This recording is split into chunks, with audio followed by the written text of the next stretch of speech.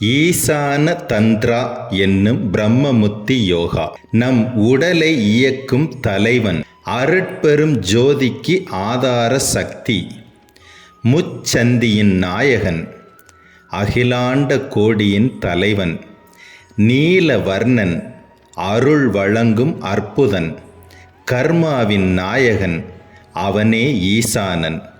அனாதி என்னும் சுவாசத்திற்கு சொந்தக்காரன், கர்மாவை பூஜ்யம் செய்பவன், தர்ப்பணத்தின் தலைவன், தீராத பித்ரு தோஷத்தையும் குலதெய்வ சாபத்தையும் அழிப்பவன், சித்தர்களால் ஆதிசக்தி என்னும் வாலை என்றும் புவனேஸ்வரி என்றும் அழைக்கப்பட்டவன் ஈசான்.